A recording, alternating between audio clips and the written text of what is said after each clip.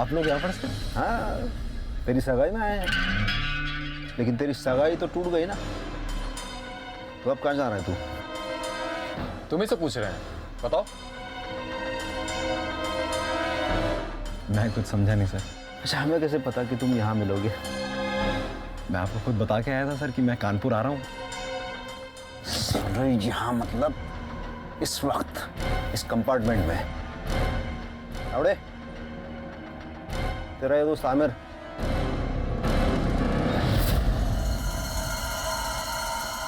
इसी ने तेरा टिकट बनवाया ना?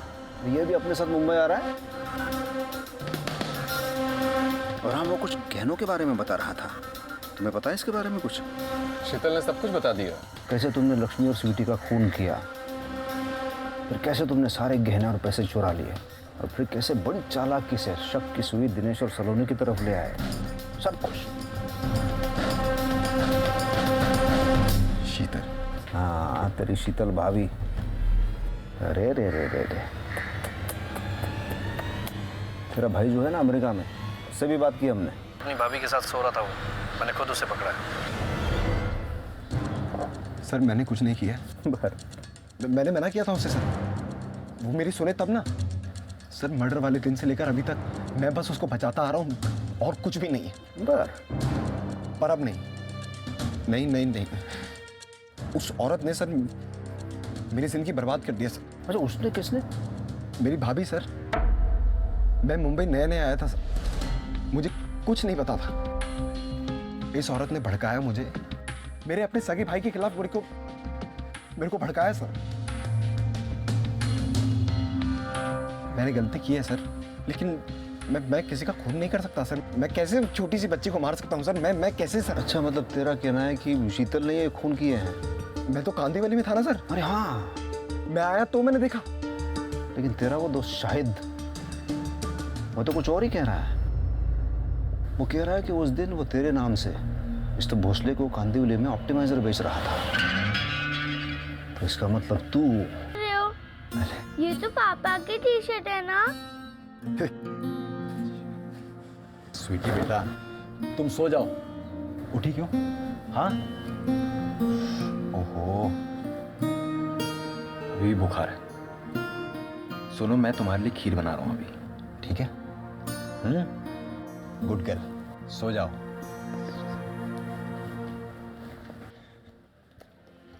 ये ठीक है? ये अरे तुझे तो एकदम ठीक हो गया। आपका बैंक वाला काम हुआ?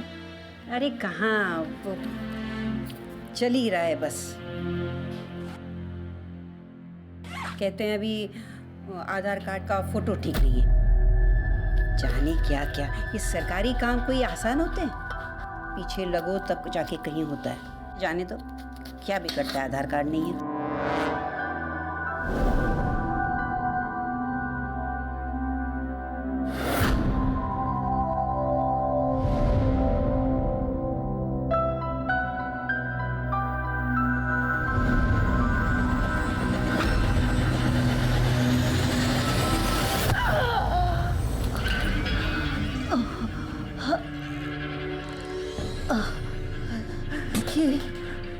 सोनू,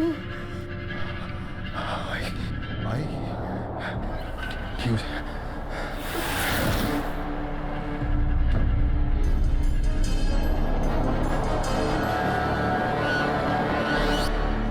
सोनू, नहीं सोनू, तू ऐसा नहीं कर सकता। सोनू नहीं, सोनू,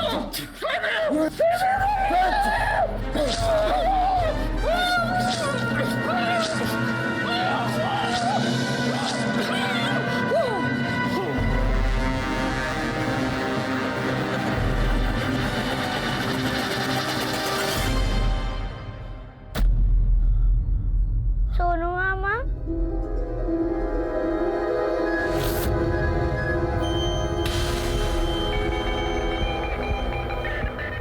आपने आजी को क्यों मारा?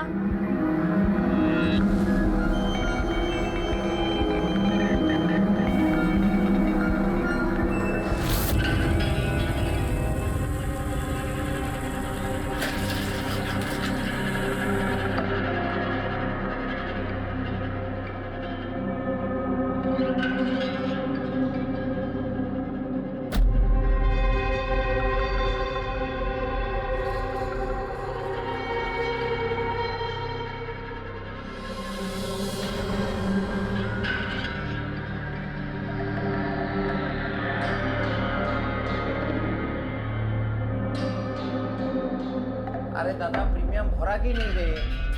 Hello hello. हाँ अरे पॉलिसी लैप्स हो जाएगा, बाद में हमको मत बोलना कि हम नहीं बोला। अब जल्दी जाके प्रीमियम भर दो।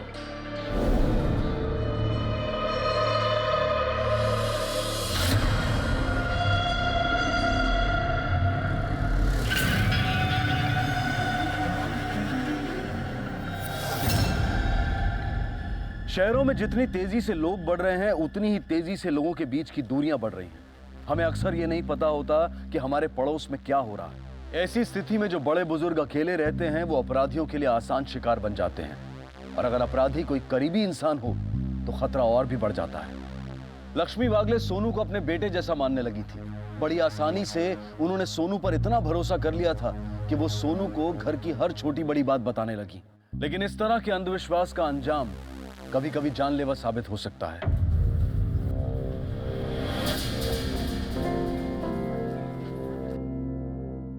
सर हाँ, पता क्या फोन किसने किया था? सर एक मिस्टर चैटर्जी हैं, उन्होंने फोन किया था। पाटिल, बाकी लोग का स्टेटमेंट लो। चलो उस चैटर्जी को मिलते हैं। ये रहे मिस्टर चैटर्जी। नमस्कार सर। नमस्कार।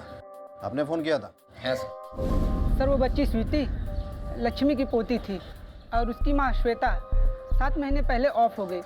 तब से वो अपनी नानी के ही साथ रहती थी। नहीं सर, स्वीटी के बाप दिनेश वो तो अलग रहता था। लक्ष्मी और दिनेश में पट्टी नहीं थी, और सास और दामाद में तो आए दिन लड़ाई झगड़ा होता था। सर 3-4 महीने पहले दिनेश 3 नंबर के एक फ्लैट में शिफ्ट हुआ है। उसके बाद लड़ाई थोड़ा कम हुआ है, नहीं तो ये रोज का ही था सर। अभी फिलहाल में किसी नए आदमी को इनके यहाँ आते जाते देखा है? ना सर। एक मिनट सर। सर हम दोपहर में फ़ोन पे किसी से बात कर रहा था, तो अचानक एक औरत भागती हुई सीढ़ियों से छत की तरफ चली गई। अब ये औरत कौन थी हमको मालूम नहीं था।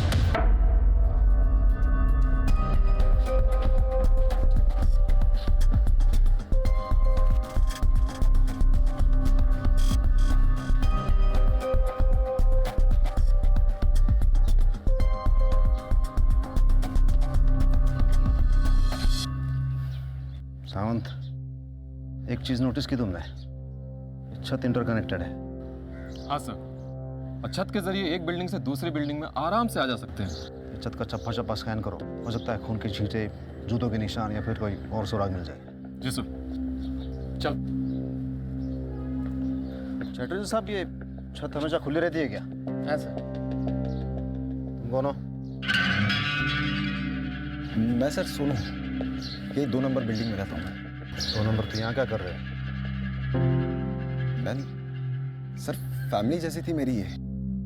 लक्ष्मी आई को आई बुलाता था सर मैं।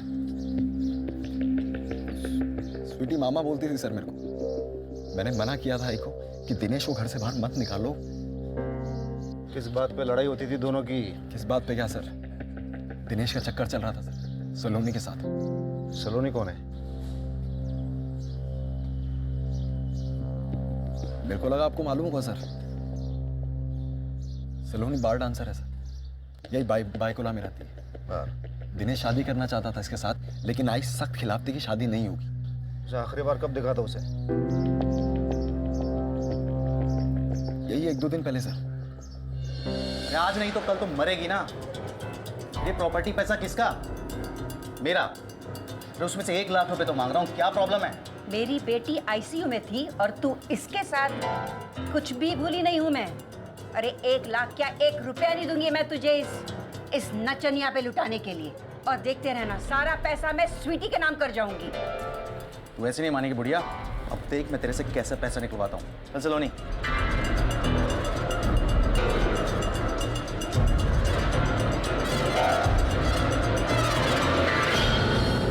पता नहीं सर दिनेश को क्या मिला, सब लोगों को मारकर। सावंत, उस दिनेश और सलोनी को उठा लो, देखते हैं क्या निकलता है। उन उनके सर के पीछे किसी भारी भरकम चीज से चोट की गई थी। इतनी बुरी तरह की खोपड़ी फट गई। उसके बाद पेट में 7 बार चाकू से वार किया, फिर उस मासूम बच्ची का गला काटकर उसे भी मार दिया। अपराधी ना ताला तोड़ के घुसा, ना ही कोई हाथापाई का निशान है। मतलब कि जो भी लक्ष्मी जी के घर में घुसा वो उनके जान पहचान का ही था। तुम्हारे पास तो उनको मारने का पक्का मोटिव भी था। जितनी नफरत तुम अपनी सास क्या कह रहे हैं सर? सास को छोड़िए, मैं अपनी बेटी को मार दूँ? क्यों? दिनेश की सास और उसकी बेटी, उन दोनों को रहते हुए तुम दोनों शादी नहीं कर सकते थे, और तुम दोनों को लक्ष्मी की प्रॉपर्टी भी चाहिए थी। इसलिए दिनेश ने उन दोनों को हमेशा हमेशा के लिए रास्ते से हटा दिया। नहीं सर, दिनेश वैसा आदमी नहीं है सर। वो तो स्वीटी से बहुत प्यार करता था। इतने साल के सर्विस में मैं एक बात सीख गया हूं कि लड़की और लालच, इन दोनों के चक्कर में इंसान वो काम कर जाता है जिसे करने से पहले शैतान भी 2 बार सोचे। तो फिर क्या तुमने मारा स्वीटी को? नहीं नहीं सर, मैं कैसे मार सकती हूँ स्वीटी को? वो तो मेरी बेटी जैसी थी सर, और स्वीटी भी मुझे बहुत लाइक करती थी। आई शपथ सर, मैंने नहीं मारा उसे। दिन तुम काम पे नहीं गए थे तो कहाँ थे तुम? उस दिन मैं सलोनी के साथ उसके घर पे था सर। अच्छा, तुम तो इधर थी ना, लक्ष्मी जी के घर पे। उनके पड़ोसी ने तुम्हें छत पे जाते हुए भी देखा था जब तुम मर्डर करके वहां से भाग रही थी। नहीं सर, झूठ है ये। मैं तो अपने घर पे थी उस टाइम। आप चेक कर सकते हैं सर। इस बार ऐसी चाल खेली है ना मैंने, देखना पुलिस झक मार के इन दोनों के पीछे ही जाएगी। ये क्या बाबा आदम के जमाने का डिजाइन है, मुझे नहीं पसंद। हाँ तो तुम्हारे लिए है ही नहीं, पसंद कैसे आएगा? मतलब फिर किसके लिए ये? मोहम्मद अली रोड पर एक दुकान है, तुम ये सारा सामान वहां पर लेके जाना और बेच आना। ये सब? हाँ, ये सब अपन बेचेंगे तो पकड़े नहीं जाएंगे क्या? समझदार तो तुम हो। समझदार हो तो मैं ऐसी चीजें करता। हटो, अपने आप को ज्यादा स्मार्ट समझते हो क्या? ये लो शर्ट पहनो।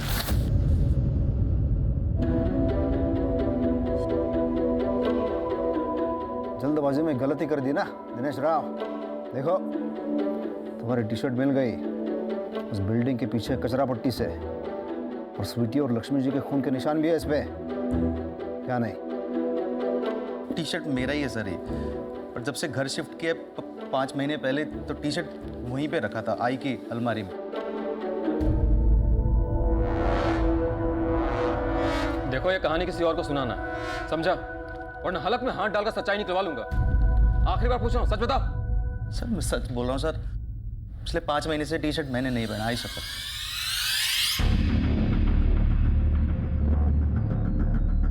कॉल रिकॉर्ड की सबसे वारदात के वक्त सलोनी का फोन बाइकला में था, और उसी वक्त इस मोबाइल से फोन भी किया गया था सर। इसका मतलब सर, चैटर्जी ने जिस लड़की को भागते हुए देखा था वो सलोनी नहीं थी। इनका एलिबाई क्रॉस चेक करो, पता करो क्या ये लोग वाकई में उस वक्त भाईकाला में थे या फिर ये पुलिस को भटकाने की चाल है।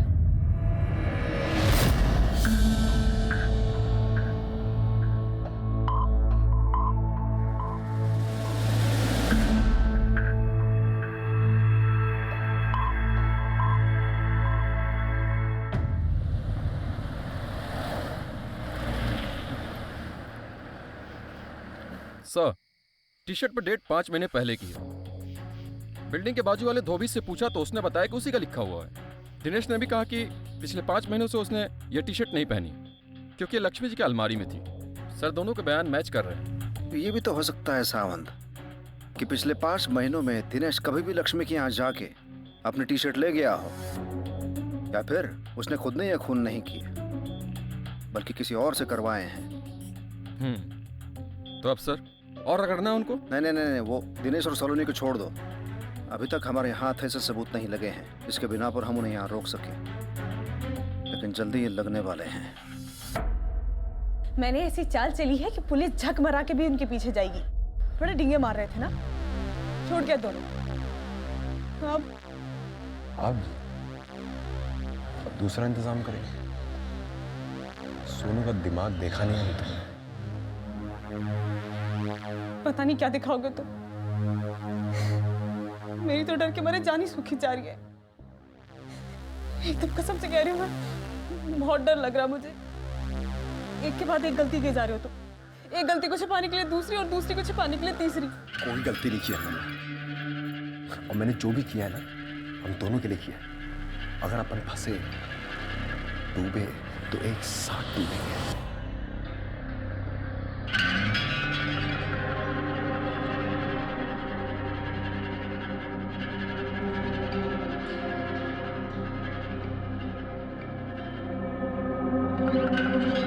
छोड़ो, अभी मूड नहीं है मेरा। गुस्से में सबसे ज्यादा मजा आता है पागल। सोनू एक खतरनाक रास्ते पर निकल चुका था। कानून से आंख में चोली खेल रहा था। शक के दायरे में और भी लोग थे, लेकिन उनका भी मोटिव साबित नहीं हुआ था। इसलिए सूझबूझ दिखाते हुए पहले पुलिस ने इस केस के दूसरे पहलुओं की जांच की और फिर उल्टी तरह से सोचना शुरू किया। अब वो चोरी किए गए माल को ट्रैक करते हुए मुजरिम तक पहुंचना चाहते थे। कुछ अपराधी ऐसे होते हैं जिनके लिए नशा सा बन जाता है, पर अपराधी चाहे कितना भी शातिर क्यों ना हो, वो ये भूल जाता है कि जुर्म की जिंदगी छोटी होती है और उसका अंजाम दर्दनाक। अब देखना यह था कि घबराहट में सोनू क्या कोई ऐसा कदम उठाएगा जिससे पुलिस को उस पर शक हो जाएगा, या फिर वो पुलिस को चकमा देने के लिए कोई दूसरी तरकीब निकाल लेगा। सावंत सर, हमें पता करना है लक्ष्मी की प्रॉपर्टी असल में थी कितने की। देखो कोई बैंक डॉक्यूमेंट या फिर पासबुक मिला तो। जी सर। चल तुम इकडे बघा।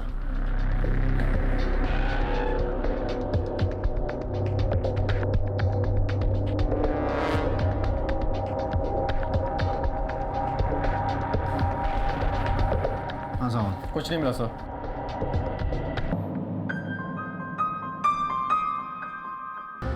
पुलिस को तुम पे शक हो गया तो? किसी के बाप से नहीं डरता मैं। तुम देख लेना, पुलिस मुझे टच तक नहीं कर पाएगी। हाँ, ये मुंबई में नहीं रह सकते कहने, ना इन्हें यहाँ पर बेच सकते, ये एक प्रॉब्लम है। तो सुनो सुनो, जब तक मामला ठंडा होता है तब तक प्लीज रुक जाओ ना, प्लीज।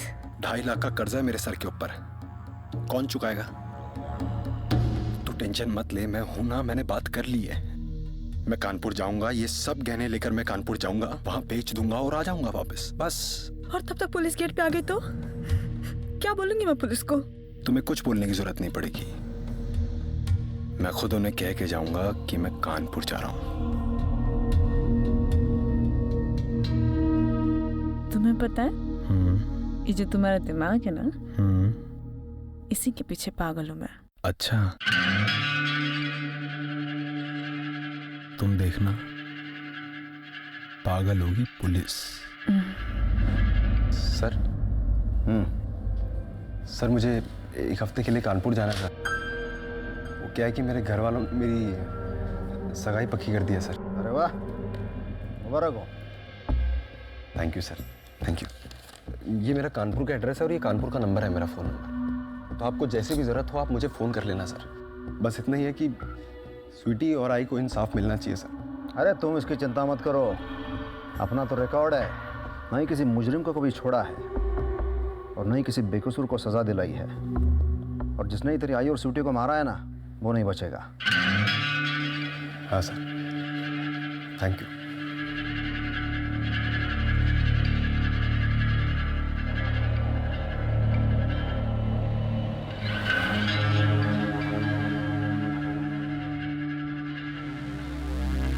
हाँ आमिर भाई, हाँ मैं कह रहा हूँ कि सब सेट हो चुका है। हाँ मैं आज शाम की ट्रेन से आ रहा हूँ। हाँ खुदा हाफिज़। क्योंकि सोनू हमेशा पुलिस से 2 कदम आगे चल रहा था, इसलिए पुलिस के पास उसके खिलाफ कोई सबूत नहीं था जिसकी बिना पर वो उसे जाने से रोक पाते। सोनू जानता था कि किसी भी मुजरिम के जुर्म का पहला सबूत उसका डर होता है, इसलिए उसने डंके की चोट पर पुलिस स्टेशन में जाकर अपनी सारी जानकारी दे दी ताकि उस पर किसी भी तरह का शक न जाए। लेकिन वो ये भूल गया था कि जुर्म अपने निशान पीछे छोड़ ही जाता है और उसका यही ओवर कॉन्फिडेंस उसे पकड़वा सकता था।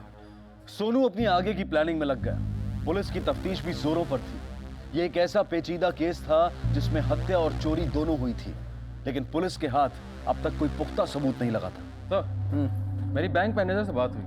उन्होंने बताया कि 3 दिन पहले लक्ष्मी ने अपना पूरा अकाउंट खाली कर दिया। टोटल 8 लाख कैश और 50 तोले सोना, सब कुछ निकाल लिया। ये उसका पर्सनल अकाउंट है? सर ये उनकी बेटी श्वेता का अकाउंट है। जिसका नॉमिनी श्वेता का हस्बैंड दिनेश था। फिर कुछ 7 महीने पहले श्वेता ने दिनेश को हटा के अपनी मां लक्ष्मी को नॉमिनी बना दिया। श्वेता की डेथ के बाद से लक्ष्मी इस अकाउंट को हैंडल करती है। मुझे लगता है सावंत, श्वेता को दिनेश और सलोनी के अफेयर के बारे में पता चल गया हो। जी सर, श्वेता बीमार थी और उसे इस बात का डर था कि उसके जाने के बाद स्वीटी का क्या होगा, इसलिए उसने दिनेश को हटा के अपनी मां को नॉमिनी बना दिया। और इस बात पे दिनेश लक्ष्मी से भिड़ गया और उसने उसे धमकी दी, तो लक्ष्मी डर गई। तो उसने फैसला किया कि वो अपना बैंक ही बदल देगी। और इस बात की भनक दिनेश को भी लग गई। तो सारी थियरीज दिनेश की तरफ ही इशारा कर रही हैं। सिर्फ एक पक्के सबूत की ज़रूरत है। कत्ल का वो हथियार या फिर चोरी का माल। दिनेश को उठाते हैं फिर से। सर आप लोग क्या हुआ सर? चलो अच्छा है तुम यहाँ। घर की तलाशी लेनी है। क्यों सर, अब क्या हुआ? सर बट हुआ क्या है?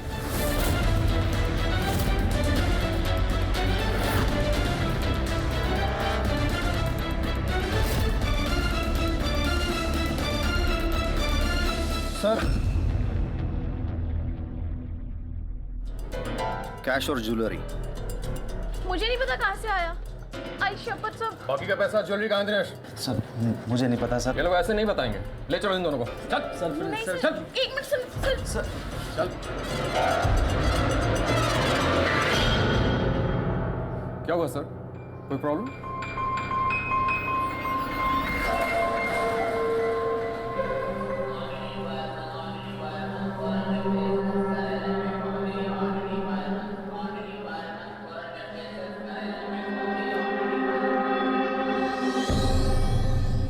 सर हमने कुछ नहीं किया, हमें कोई फंसाने की कोशिश कर रहा है सर। और सारे सबूत और गवाह तुम दोनों के खिलाफ हैं।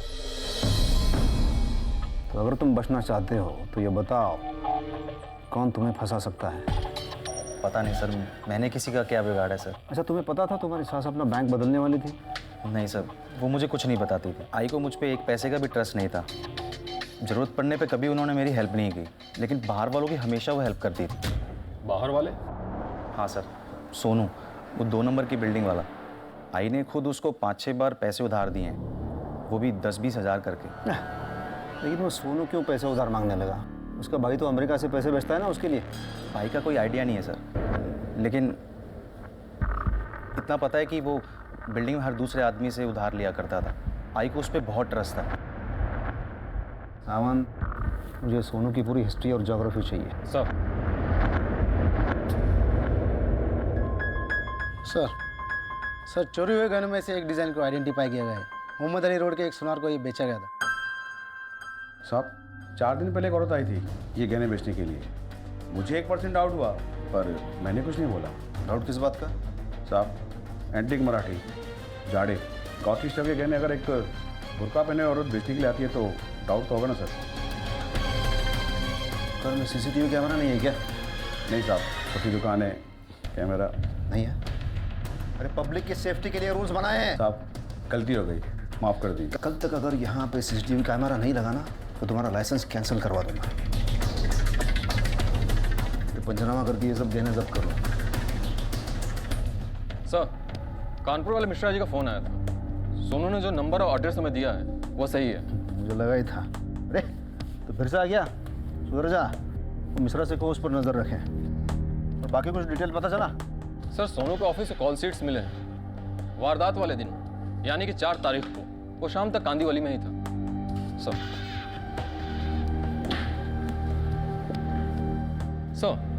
रजिस्टर में जो टाइम दर्ज है उसके हिसाब से जिस वक्त मर्डर हुआ उस वक्त उसने 2 सेल भी किए, तो मर्डर कैसे कर सकता है? कहीं हम गलत तो नहीं जा रहे सर? उसका बैंक डिटेल चेक किया तुमने? पिछले 1 साल का बैंक स्टेटमेंट्स निकलवाए हैं। एक बड़ी ही इंटरेस्टिंग बात सामने आई सर। शुरू के 7 महीनों में पहली तारीख को उसके भाई के फॉरेन अकाउंट से 1 लाख रुपए ट्रांसफर हो जाते थे, लेकिन पिछले 4 महीनों से 1 भी रुपया नहीं है। और आज की तारीख में लगभग उसका अकाउंट खाली है। हाँ, तो इसीलिए वो हर किसी से पैसे उधार मांगता रहा। तो दिनेश वाज राइट। लेकिन उसके भाई ने अचानक पैसे भेजना बंद क्यों कर दिया? सर, इसका जवाब तो उसका भाई ही दे सकता है। उसके फॉरेन अकाउंट से उसका नंबर निकालते हैं, सोनू के भाई से कांटेक्ट करते हैं।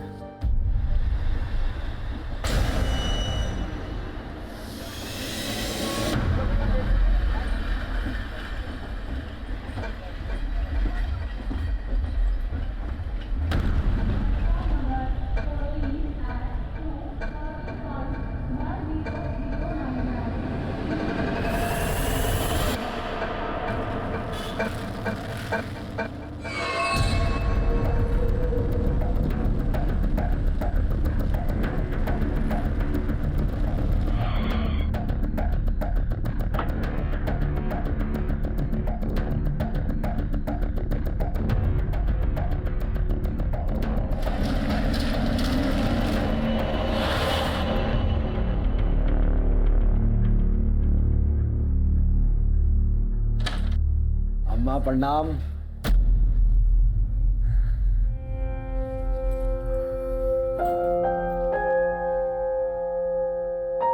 क्या हुआ? मुंह की बुला के बैठी हो?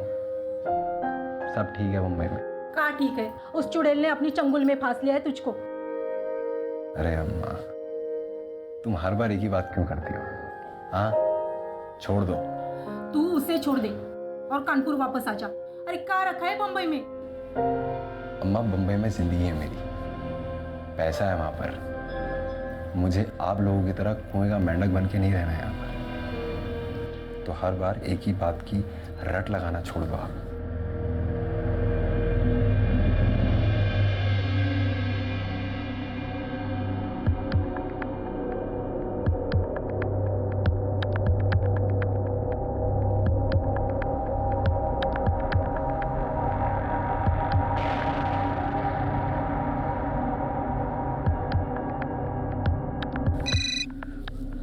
हेलो। हाँ आमिर भाई, सोनू बोल रहा हूँ। माल चेक किया क्या? हाँ भाई, चेक कर लिया, पूरे 12 लाख का है। कानपुर में मेरे भैया भाभी का एक अकाउंट है जिसको आज तक अपन ने इस्तेमाल नहीं किया। तो आप एक काम करना, उसी में पैसा डलवा दो। ठीक है भाई, हो जाएगा। बस बैंक का डिटेल मुझे मैसेज कर दो। करता हूँ मैं। ठीक है।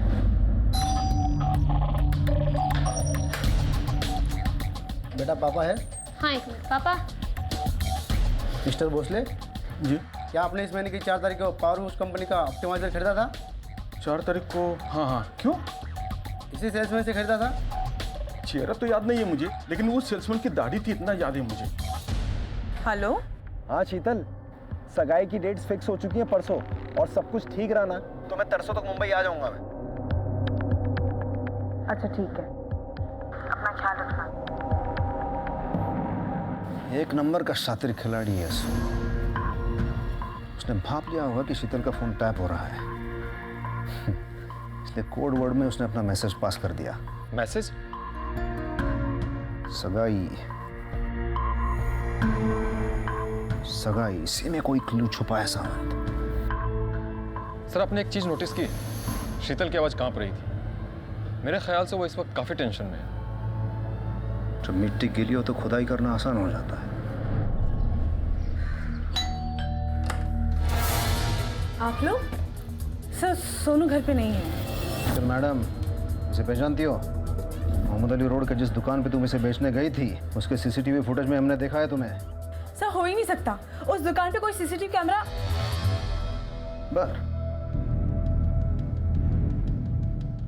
लेकिन सर, लेकिन साहब मेरी बात सुनिए। सर इस ज्वेलरी के बारे में मैं कुछ नहीं जानती हूँ। सर एक मिनट। हाँ सर, मैं भी सेल्समैन ही हूँ। 4 तारीख को तुम ही गए थे ना कांदिवली, सोनू के बदले। 4 तारीख को बता। वो सर वो सर अपन दोनों की सेटिंग थी। दोनों में से एक का अर्जेंट कोई काम रहेगा ना, तो दूसरा उसका कॉल संभाल लेने का। तावड़े सर, इसका स्टेटमेंट लो। Perfect alibi, perfect crime. इतना परफेक्ट कि दूर दूर तक उस पर कोई शक न जाए। केस तैयार है सावंत, और गवाह भी तैयार है, और इस शीतल का कन्फेशन भी मिल जाएगा। अब इस सोनू को कोई बचा नहीं सकता। बहुत भगाया साले ने।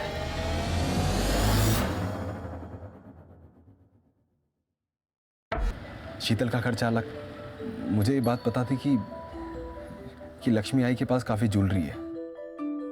मुझे ये भी पता था कि उन्हें इस बात का डर लगा रहता है कि किसी दिन उनका दामाद दिनेश उनके सारे पैसे हड़प लेगा। इसीलिए मैंने उन्हें आइडिया दिया कि आई तुम ना सारे पैसे, गहने वगैरह सब कुछ निकाल कर ये वाला अकाउंट बंद कर दो। एक नया अकाउंट खुलवाते हैं और उसमें डाल देते हैं, और दिनेश को हल्की सी भी भनक नहीं लगेगी। मैं खुलवाऊंगा नया अकाउंट, हो जाएगा। मैंने मैंने कहीं पढ़ा था सर कि इंसान की खोपड़ी में एक पॉइंट होता है जहाँ पर आप किसी कुंडे जैसी चीज़ या फिर किसी भारी चीज़ से अगर चोट करें तो याददाश्त चली जाती है, चोट के निशान भी नहीं रहते। मेरा निशाना चूक गया सर।